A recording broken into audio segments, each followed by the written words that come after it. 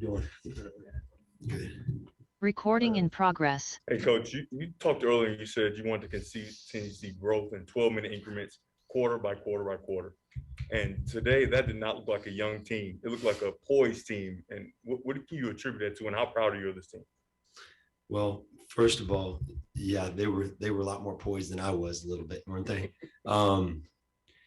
They did a phenomenal job. The players did an excellent job of bringing at halftime, bringing more life to the game, more spirit, more togetherness. It was just really good, more energy.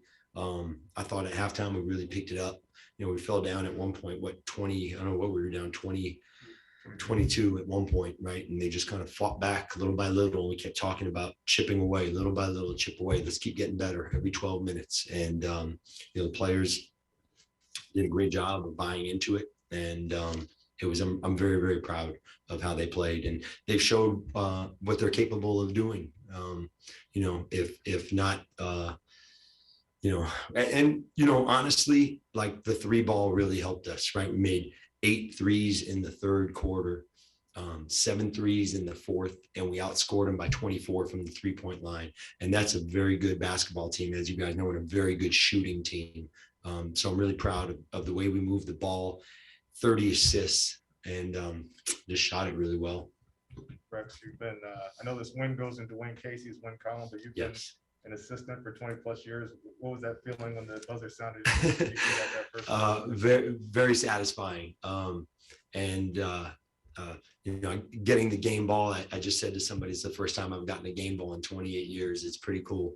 But I'm very happy to get the win for the players, especially, right? I just, you know, I can't say enough good things about how they stuck to it, how they showed resilience throughout the game, and, you know, scoring 40 in the third and 38 in the fourth, putting back-to-back quarters like that together is pretty cool for them, right? And, you know, like, we didn't run or do anything that's out of what we have in our playbook.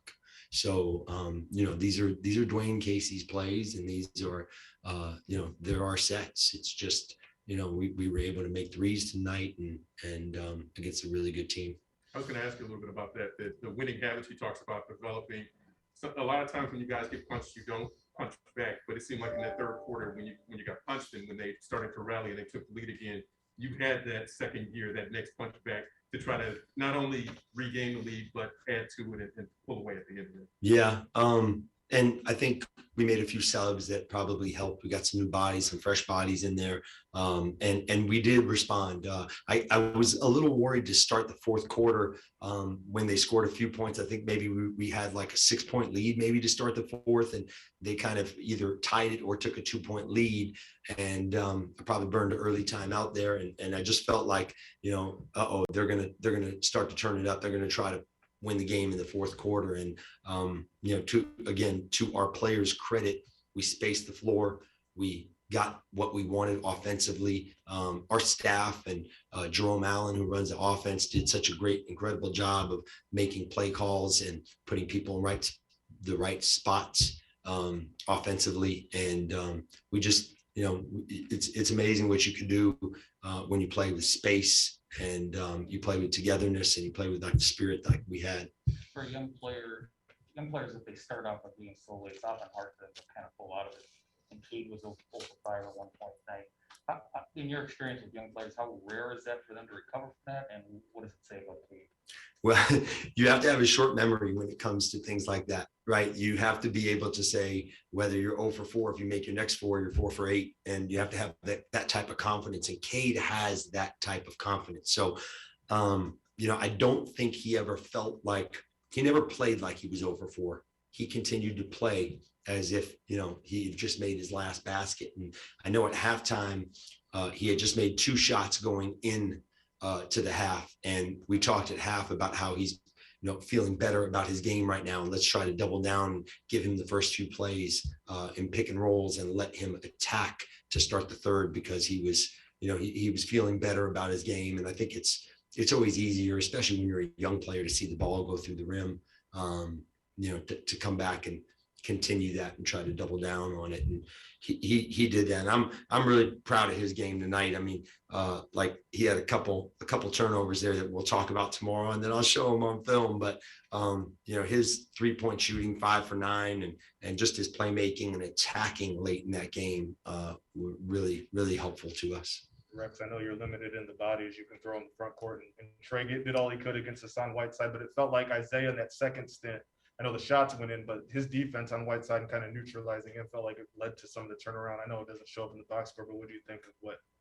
he did? Yeah, so as Isaiah started the game out really good on Hassan Whiteside, I think he blocked 2 or 3 of his shots to start the game, and I really liked his defense. I thought that when we substituted, I felt that our advantage was going to be Trey popping and having space to be able to catch and shoot, and it worked for a short period of time. Now, once they started going down into Whiteside and throwing the ball into him, we were just, you know, Trey's body just smaller, you know, at the end of the day. So I was probably took too long to get Isaiah back in the game. If I had to be critical of myself, I would say that probably should have done that a couple minutes earlier. And then some of his opportunities also came off of the blitzing that we did on Jordan Clarkson. You know, we really targeted him as a guy that could come in and win a game for them. And we needed to put multiple bodies on him and try to take him out of the game a little bit. He still had 16, but I felt like our trapping and our blitzing on him was helpful. It just freed up Whiteside a little bit too much. Obviously, Cade and Sadiq were your closers tonight, but how important is it to have that veteran presence that Corey brings? And he had 3 big threes in the fourth quarter, but just being able to settle things down when you needed to and to hit that big shot. That's huge. I trust Corey so much in those moments. And, you know, I coached him in Toronto. Dwayne and I both coached him in Toronto, and we know that he makes big shots. I coached him also in Sacramento last year. So this is the 3rd time I've been with him. And, you know, Corey Joseph he's a champion, first of all, and he's a big time shot maker. When that ball got swung to him, I yelled, "Oh yeah," because I knew that he was going to make that shot. I had so much confidence in him from that right corner. But it really does help. You know, I really thought Killian could have come back into the game and played, and he played well, I thought. But Corey just had such a flow going and was running our offense and fitting in so well and making shots that it was hard to substitute down the stretch. Pistons have won 4 of their last 6, and you know, of course, it's been sort of a crazy month for the organization. But just, are you starting to see this team start to figure out what it takes to perform for 48 minutes and get the job done? Yeah, I think, you know, it's the same thing that Coach Casey's been preaching, you know, all along since training camp about, you know, growing and growth and getting better and playing together, playing with pace offensively. And I think, yes, to answer your question, we are coming together and we are doing some of those things. You know, it's been a crazy year, and guys have been out with injury or illness, and we're starting to get fresh, healthy bodies back. You know, I think that some of the players that were out over the past 2 weeks also, you know, you'd have to ask them, but they see the game sometimes. When you watch the game on TV, you see it in a different perspective. And you know, we've gotten back some really focused and determined players off of this, you know, off of this illness that we just went through, which started, I think, at Miami, it felt like, and kind of lingered, and it kind of caught everybody. But these guys have come back and they're doing the things that we are asking them to do, and it's good to see that type of growth.